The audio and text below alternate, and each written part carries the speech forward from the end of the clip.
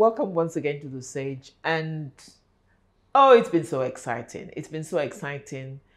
And we have had, and we still have, Deacon Ken Pela.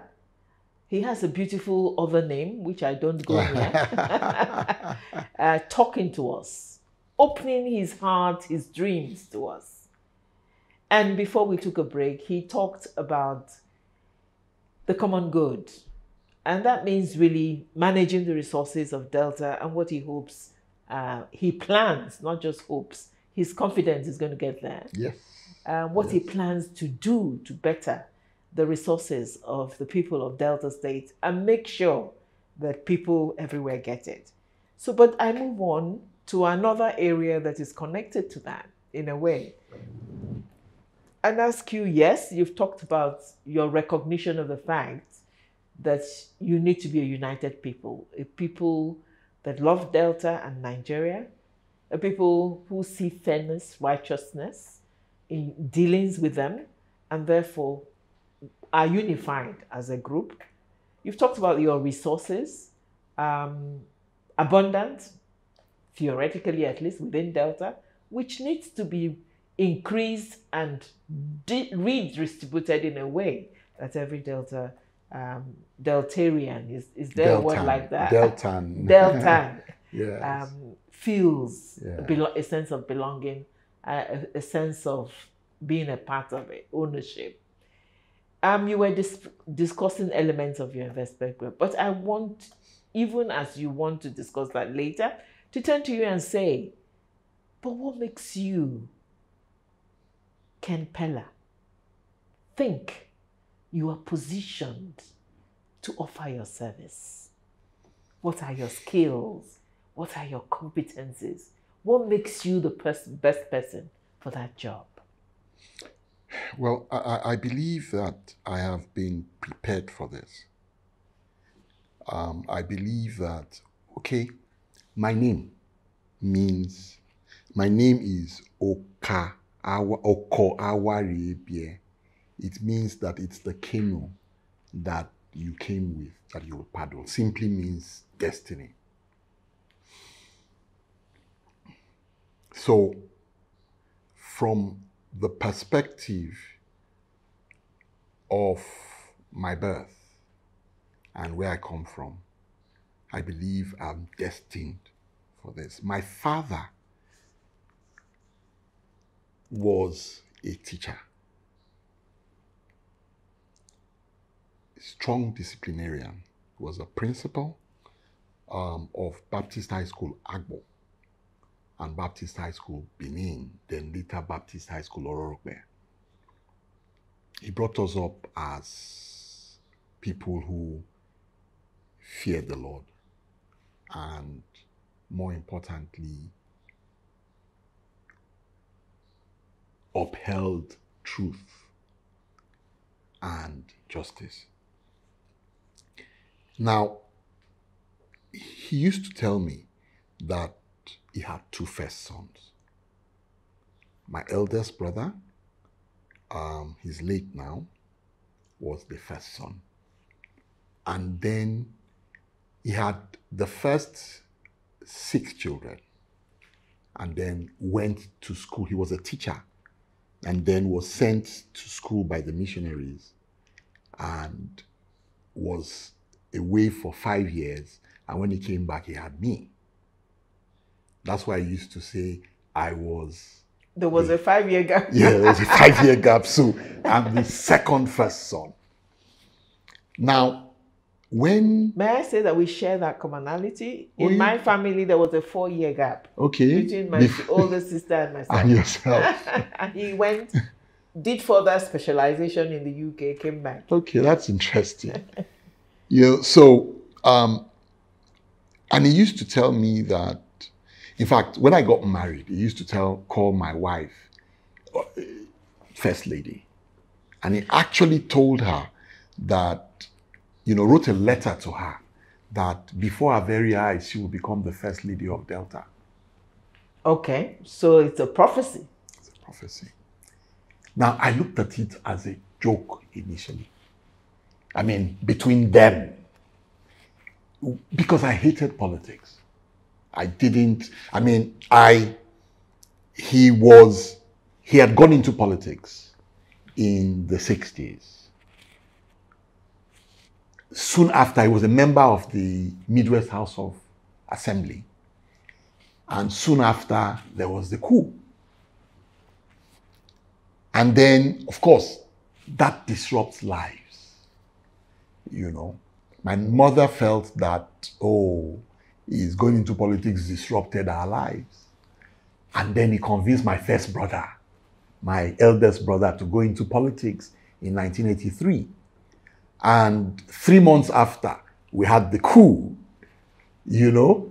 So, you know, my mom drummed it in our ears that politics wasn't good for us, so to speak. But besides that, I could see, as I grew up, I could see the lies, the intrigue, the blackmail. Particularly politics in Nigeria. And so I never thought it was something that would be for me. Then in 1997 or thereabouts, I got a prophecy that the man of God said, there's something that you've been looking at. You put it down. You look at it, you put it down. And that the Lord says I should tell you that it is him that is sending you to go do it. And that if you obey, it will lift your name above anything your business could ever do. I never thought it was politics. Because by this time, like I said, I hated politics. So I thought it was business. So I began to look for every business proposal I'd ever done in my life. And till 1997, so remember that this is before 1999, the new dispensation. And then in 2000, I got another prophecy that more directly, that this time was from my sister-in-law, is a pastor, and she said she saw me going with a lot of people following me, and she heard a voice say, there goes the governor of Delta State. It was only at that point I began to say, was this what this was all about? And I began to pray about it. And so at that time, I went into politics at local government. I contested for chairmanship of my local government. Okay. Put everything I had into it. Won the primaries, but the system that we had didn't let me become local government chairman. After doing that for 2.5 years, I stopped and said, I didn't do this because I wanted to. And I told my God that if it's really you that wanted me to do this, work it out in your own time. So since then, I haven't contested for anything, all right, till miraculously the opportunity came to do this. Now, I believe I've been prepared for it because on hindsight, if I even felt I understood it and wanted to do it in 1997, I probably would have failed because I was too young. I was too rash. Yes, I was idealistic and all that, but I don't think I had the temperament. I don't think I could have handled people well. I don't think so. So I believe God, even if I had gone much further in 2000, 2002, I was just slightly better than I was in 1997. You know, again, I say I'm prepared for this, or I was prepared for this because of my background. So my passion originally was architecture. I found myself reading economics by accident of history. And then I became a banker. I didn't particularly like banking because in those days, banking was was drab. But then by the time I got involved in investment banking, you could create something out of nothing. And so portfolios, yes, and I fell in love with it. Yes. So that prepared me for when I say that I know how to bake a cake rather than only sharing the cake. All right, that prepared me for that. And then I went into real estate, now practicing my first love, which was architecture. So, I was now creating homes, creating communities, You could do that on a larger scale. Mm-hmm. All right? You create a community where the things I've talked about, harmony and all that, you're able to create a community with the kind of rules, with the kind of, again, I didn't know I was being prepared for this. All right? And then I've been involved in power. One of the biggest problems we have in this country is power. Power generation and distribution. And so in the process of getting involved with that business, I learned quite a bit about it. I was talking to somebody today and he was saying, oh, the federal government, this, that. And I said, in the process of trying to do business, I have broken down the Electricity Act. And I understand where, I'm not going to do it through government. I'm going to do it through private sector because I know where the loopholes are to be able to do it. All right, so I believe I'm prepared. I've been prepared for that. And then I've also been involved in, investing in an agricultural, company. So I also understand a bit about agri. So all that has prepared me for what I'm going to do for Delta. So yes, I believe I'm eminently qualified to do this, and I believe I've been prepared for it. Prepared by time, by circumstances, yes. By training, yes. By qualification, by background, yes. And by love and passion. Yes. Yes. Yeah, I think that's a beautiful going back.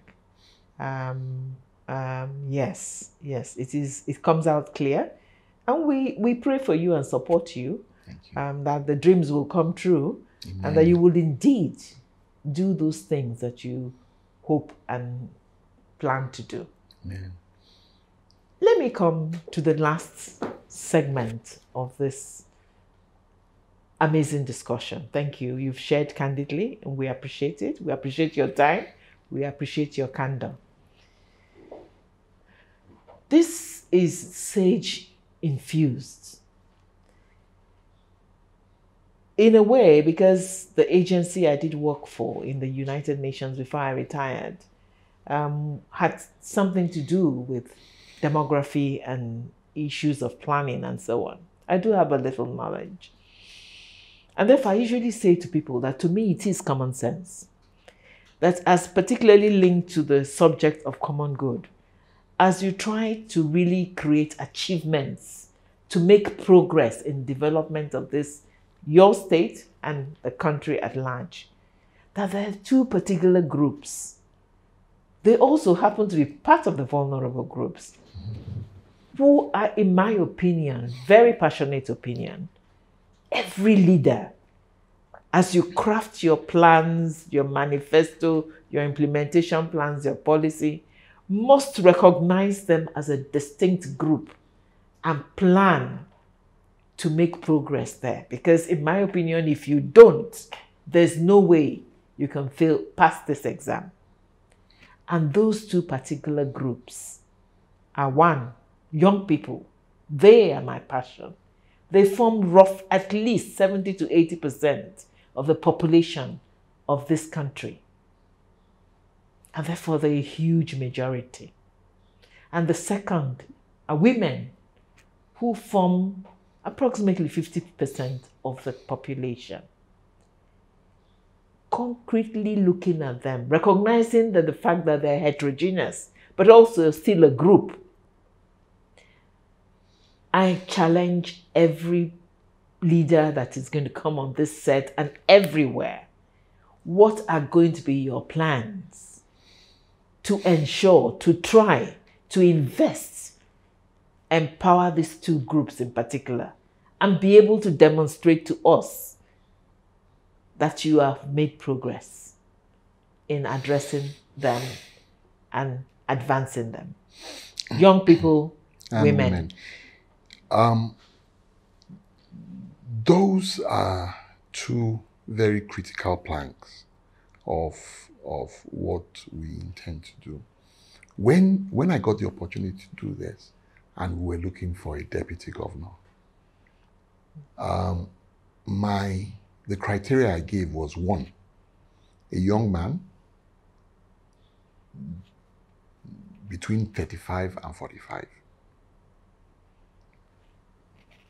that is accomplished in his own right, or a woman that is accomplished in her own right, that is not necessarily a politician, that is not a politician, that is not, just looking for a career in politics, but that will be sacrificing what he or she is doing to come and work with me.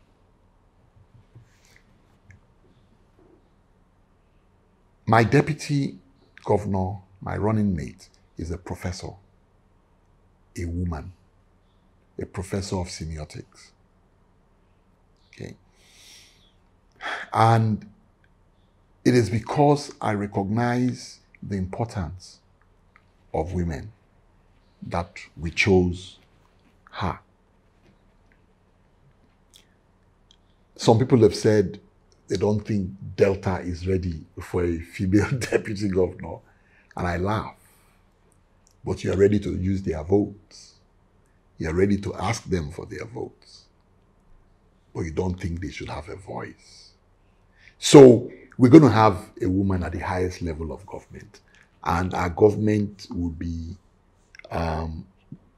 we will have a lot of women in government. Okay. I share the sentiments of our principal when he says that from experience we find that women are usually very competent. Okay, from experience.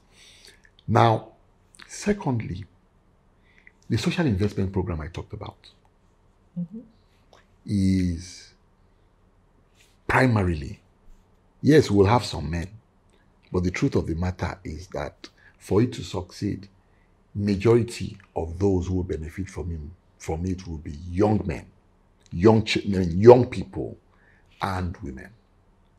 They are the ones that are the future. Well, for women, they are the ones that drive, in terms of small and medium scale enterprises, the smaller trading, a lot of those things, they are the ones that drive it. While for the young people, they are the future of our country. They are the future of our state. So that is one of the major things, one of the major programs that is particularly targeted at those two, that you remember when you were talking about it earlier and I was smiling because it's something that we have thought through, and those programs, that particular program was targeted at them. The same thing with the social housing scheme. A lot of those things, because I know that it is my background is banking. I've been involved in all kinds of banking, particularly mortgage banking. And a mortgage loan is used to create wealth. Okay. Abroad, someone buys a house with a mortgage loan when you just start earning, you are 20, 21, 22. And that house, you're paying for it till when you are how old? All right. So basically, we are targeting those sets of people, and the programs that we have will be to empower them. Training, our health schemes, our education schemes, they will be basically to empower those sets of people. That is interesting. Let me say something also to you, to all our many people out there who are coming out for leadership, servantship, for us, the people, that we in C4C are also looking into we take this so seriously that we're looking into the issue of tracking results. So that we say to all of you, as you make these pledges, that as soon as you get into office, we want to support you to track, identify indicators and milestones. The time has gone when we will take from politicians just that I built 3 hospitals. No. We want you to track progress in quantifiable, measurable terms. Yeah. And actually tell us what has been the progress through the investments you said you have made. That is what we see as part of our role post-2023. And so we say to everybody coming out to vie for leadership that the new era of Nigeria is also going to be looking for tangible results, measurable results, shared with us of your stewardship. That will be highly appreciated. It's critical. I belong to a party where a presidential candidate says, when we win, don't leave us and go. Because that is part of the problem. People get into office and the citizens step back and leave them. You've got to be able to hold us accountable, because accountability is a key factor. Okay? If we don't have to be looking over our shoulders to say we are accountable to people, we can easily go off track. All right? So while we are committed, while we want to do this, there are lots of things that can distract us. Okay? Not because we want to, but sometimes because of circumstances. But if we know that there are people that will continuously ask us, even in our normal lives, even in our businesses, if you don't have regular meetings where people come back and report, you will find that one quarter has gone and you've not achieved any of the goals. So we need people like you to constantly hold us to account, to constantly remind us of the things we said we're going to do, so that we are always on our toes. A chief executive of a public company who doesn't have to do quarterly returns, doesn't have to do annual reports to his shareholders, will go wrong. So definitely, we expect it, we're looking forward to it, and it would be a pleasure to always come back and report progress. Thank you so much.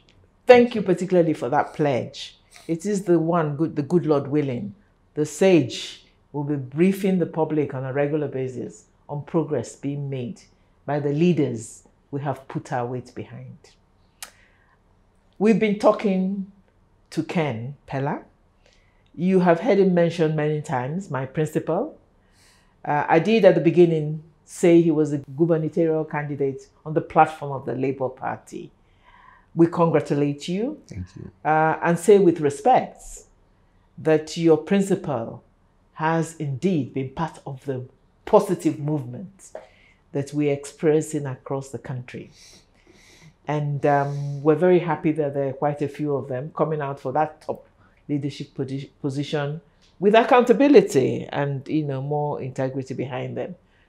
We on the Sage are looking forward to someday being able to give them the opportunity we have given you to talk to the people, talk to us, the electorate, talk to us who are making up our minds to vote. Show us what you're made of. Let us understand and indeed see that you have the ability and the intention to do what you say you will do.